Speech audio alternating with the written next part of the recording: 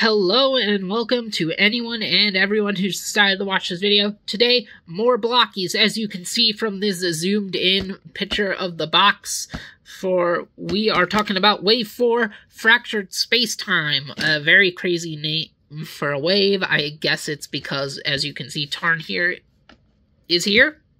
But also, look at Ultra Magnus's face. What the heck? That is not the face of the toy. That is a face of a man who cannot deal with that right now. But let's get that out of here. And let's take a quick look at the individual boxes that are inside the big mailer box. Got Shockwave on one side, Nemesis Prime on the other. More Shockwave.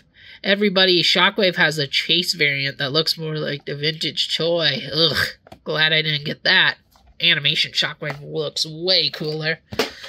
And yeah, let's get this out of the way. Smokescreen does not have an arm on. When I was building him, one of his bicep pieces fell and bounced off somewhere in this big old room, and I do not know where, and I have not been able to dig up everything to find where it landed. So for now, my Smokescreen is one-armed. Oh well. And yeah, I'll find it one day. But I just wanted to get this video done now. And it doesn't really matter too much. He is the same figure as Prowl and Bluestreak from the first wave, just in Smokescreen colors. He's got the same gun from Wave 1, now in white, even though some of the Wave 1 figures did have a white version. And for some reason, his legs are white. You'd think they'd be blue, given that being the most prominent color on Smokescreen. He's got the nice race car details on his chest. He's got the big 38 on his wings. I've always thought Smokescreen has a beautiful color layout, and I like the character enough. Bluestreak is obviously my favorite of the Dachshunds, but Smokescreen's pretty interesting. He's got a really fun episode of the cartoon about him being the gambler Autobot, how he's not the nicest of Autobots. So I've always found him interesting because of that. One thing I don't like, though, is that his back is completely bare and unpainted, which I don't care for that at all, especially because, again, it's white. It feels like it should be blue because Smokescreen, but for some reason it's a blank white. The window isn't even colored in like it was on the previous versions of the figure. So, overall, he is nice. I hope to find that lost bicep and give him both arms at some point, but for now, he will be my one-armed Smokescreen, and that is okay. So he will sit over here, and since we started with Smokescreen, let's look at the other repaint of the wave, and that being Nemesis Prime. And wow, blockies. Wow, I will give it to them. I brought up in my video about the classic class how I don't really like Nemesis Prime. I think he is a lesser version of what we already got with Scourge in RID 2001, and I just don't think the character is that good. And because of that, I have never bought any toys of him except for the Blockies ones. And you know what, Blockies? I don't like the character, but you have knocked it out of the park with him twice in a row. Ooh, he is looking really good here. Whatever particular tint of black they used here is very sharp. It's very bright. It's got a lot of personality. It's got a lot of the teals, which is, again, very Scourge-like. And he's got this big old sword here as a homage to the Power of the Prime's release of Nemesis Prime, which I will admit, as much as I don't like Nemesis Prime, I did almost buy that version because that version looked really cool, and Power of the Prime's Optimus is an amazing toy.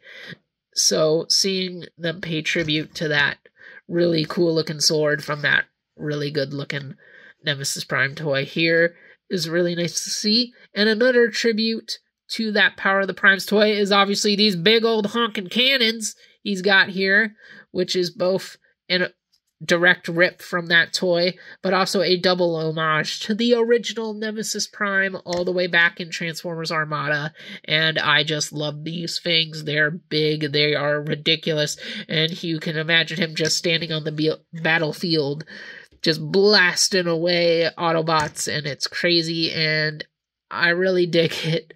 It's so ludicrous, but I mean, if they were gonna have to do Nemesis Prime, what a great way to do it.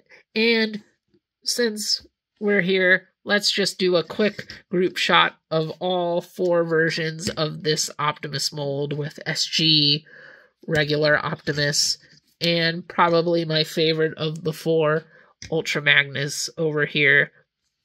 Just a nice group shot of them all, and you can see how different they are, and all the things that make them unique. SG sadly has the least amount of unique stuff in the fact that he has nothing. But, okay. And we will get these 2 out of here, but we will keep Ultra Magnus, because next we gotta talk about Ultra Magnus. We now have both versions of the character, armored and unarmored, and it is pretty cool to have them both. And I mentioned how this guy having a wonky thing with his guns was with his hand, not the gun, and as you can see, well, actually he does hold this gun a little bit tighter than he does his own gun, but it is still his hand that's weird with the gun.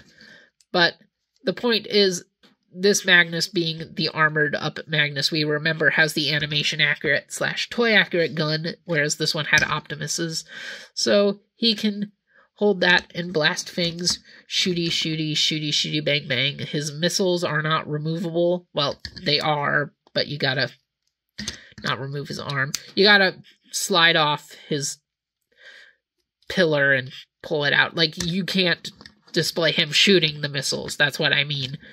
And just because, let's see what he looks like holding the unarmored version's axe.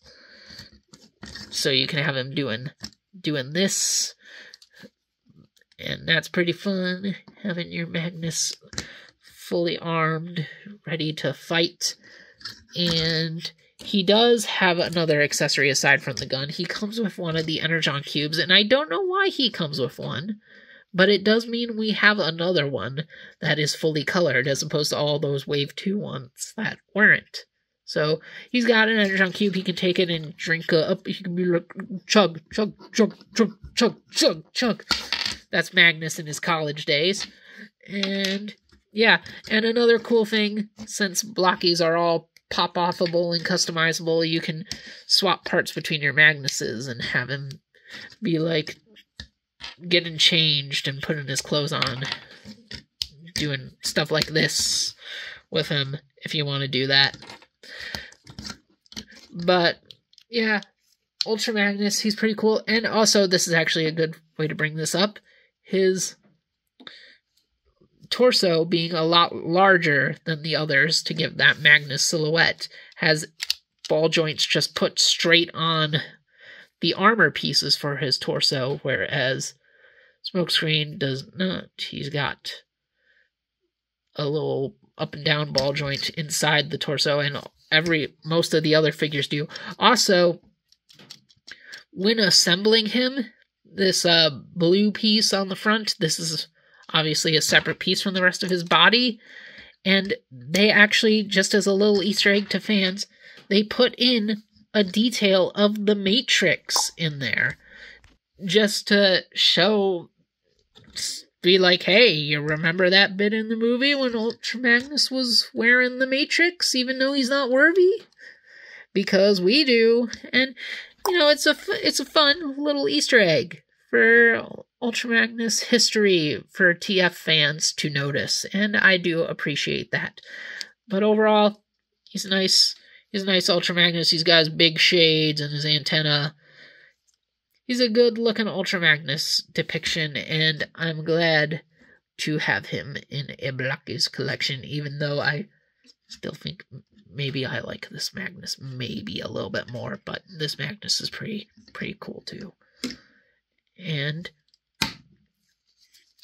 where should we go next? Let's get our Constructicons out of the way. And As you can see, we have the leaders of the Constructicons. Save them for last. We have the guy you'd think would be the leader, because every other Combiner team is led by the head. We got Hook, and he is here. He has got some fun stuff going on. He's got the same shoulder pieces as Mixmaster and Long Haul, but he's got the double wheels, just like Mixmaster did, to create his arms. He's got this wave's generic gun, even though him and Scrapper are the only ones that actually come with this gun. You know, he's got the flat head that Hook does because details. He's got his unique legs where he's got the driver's canopy for his vehicle mode and then some tech greebles back there. And probably the coolest thing about Hook is his hook, because it is on a full ball joint so it can go around anywhere, and there's the control cab for his crane. And you can even have him put it over his shoulder, and you can articulate the actual hook piece. And that's just fun. I just like doing that, because we've never really seen Hook put the crane over his shoulder. That's more a Devastator thing. But it's pretty cool. I like it. I like that I can do that. And I can't wait for a Blocky's Devastator, by the way. Hopefully it happens. But Hook is pretty decent. That said, I don't think he's as impressive as his leader here, the buff boy, Scavenger. I'm shocked how beefy they made him. He feels strong. And I don't know, maybe that's just the theme of this wave, because this wave's got a lot of buff boys in it.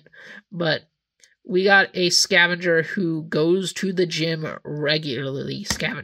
Scrapper, who goes to the gym regularly, and I like it. I like this look of him. He's got his big wide chest with all the reds, yellows, and blues and grays painted in there, and his Decepticon symbol.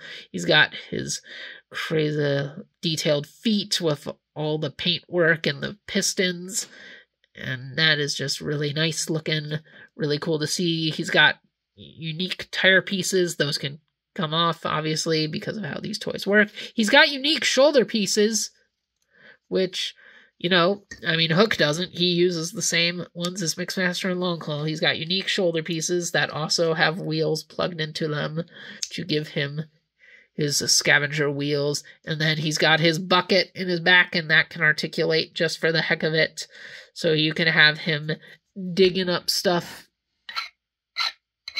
or, you know, being a leg. That's him being a leg, as he is known to do. Yeah, he's definitely my preferred Constructicon of this wave, but it's just cool that we now have all the Constructicons in Blockies. And yeah, you can have him be here and be like, halt! Blah, blah, blah. I don't really have a joke there or anything to say. I just think he's a good-looking Scrapper. Good-looking Scrapper. And definitely a fun one here to have the leader of the Constructicons. And next up, we shall go with Shockwave for the heck of it. And it is Shockwave. He looks nice. Shockwave has never been my favorite Decepticon. I don't know. I've never been too into him. I like that he is purple, my favorite color, but, you know, he's Shockwave. He's a good Shockwave, though. I do think there's some cool stuff going on here. I like the animation colors. Well, the more animation colors. If it was true animation, it would be that bright, bright, bright purple that the original Masterpiece was. And I'm actually kind of shocked it's not, because there's clearly some influence from the Masterpiece here when we'll talk about his accessories. But we'll talk about that later. He's got his head, which does feel a bit weirdly proportioned, mainly with the fins, how far away they are from the head. That feels a little bit different to me. There it is from the side. There's that bright yellow eye and the black painted around it. He's got little circle details in his chest. I don't know if that's anything like how the old G1 version looked. He's got the Decepticon symbols on his arms, which I believe was cartoon accurate. I always think of him having the symbol here, but they're on his arms, and that is pretty unique. He's got his hose, which I was shocked that he did. I didn't realize he would until when I opened him. Well, really until I looked at the individual boxes, because there's that big old Shockwave picture there with the hose. But it's cool that they gave him the hose, just because. And I mean, it's probably gonna rot away in a couple of years anyway, like all these little hoses do, but you could just buy more of this wire to replace it whenever that happens. So he's got his gun connected to his backpack, and it's long enough that it doesn't really hinder his articulation or anything, and it sticks in pretty good. Like, it hasn't popped out of either port. But yeah, he's Shockwave. He's a simple purple boy, but he's a pretty well done purple boy, and he does come with some fun accessories. For instance, he does come with alternative hands, so if you want to recreate that bit in the cartoon where he had 2 hands by accident, or you just want him to have 2 hands for the heck of it, you can do that. I'm not going to, but it's cool that it's there. It's probably just there because all the right and left hands are on the same sprue in the mold for the toys, you know, the fists and the splayed out hands. It's probably just there because it had to be, but it's cool that he got it. Speaking of hands, he also comes with a salute hand to create that one shot of animation from the cartoon, and he comes with this probably because the Masterpiece came with this, because I really think this Shockwave is inspired by the Masterpiece, as we can see by his other accessory, himself. He comes with himself as a gun so that he can hold it, just like in, again, that one scene in the cartoon where Shockwave is holding a mini version of himself as a gun, even though he already has a gun built into his arm, so he can shoot down Autobots twice as hard, twice as effectively. And you know what? I like it. I think it's fun to have Shockwave in his gun mode, and I think it's funny that Shockwave is holding himself in gun mode as a weapon. I think it's a nice inclusion. I'm glad they did it, even if it's just to ape off the Masterpiece. And since we have Shockwave here, let's do another group shot of the Decepticon High Commanders completing the team. And since Shockwave is holding himself in gun mode, Megatron shall also be holding himself in gun mode. And we will put Soundwave in here as well. And Soundwave getting shot. Starscream, your foot. It's clipping off a bit. There we go. Just to see the 4 Decepticon icons together. And yeah, pretty nice to have them together, admittedly. Even if I'm not the biggest Shockwave fan, he has grown on me a little bit more over the years, but he's still not my favorite. But let's get these free out of here. And next we shall talk about this wave's Dinobot, and it is my favorite Dinobot. Yes, both in blockies and in general, it is Snarl. He is done so well here. He is very nice. He's, again, another pretty buff boy, although, ironically, he's one of the smallest of the buff boys of this wave. But he does look nice. He, again, has a sword, but unlike Slug, he did use his sword in animation, and his character bio talks about him being a skilled swordsman, so, you know, it makes sense for him to have a blade, and he looks really good. I love the dynamicness of his tail being splayed across his back like a big fancy crest. He's got the stego blades in his legs, and he has proper functioning shoulders, unlike Slug, who did not have the cutout for his upward movement, so they would fall off. But we got Snarl, my favorite Dinobot here, and he is just really good. He looks like Snarl. He does all the cool Snarl things of just being a cool-looking robot with a sword. And he continues to be my favorite Dinobot, and he's definitely my favorite Blockies Dinobot, and here is his Dino mode. Again, I feel like it's the best looking of the dinos. It can go rah just like the others do, and he's got a lot of head movement. Lots of head movement. And his legs are basically like the reverse of Slug's, whereas it's the back legs that are just the shared pieces of the robot design. So he's got the full articulation in the back and the limited articulation in the front, but still got a lot of movement in there. And his tail is not on a ball joint, it just rotates because that is how G1 Snarl, I was about to say Slug, is just designed.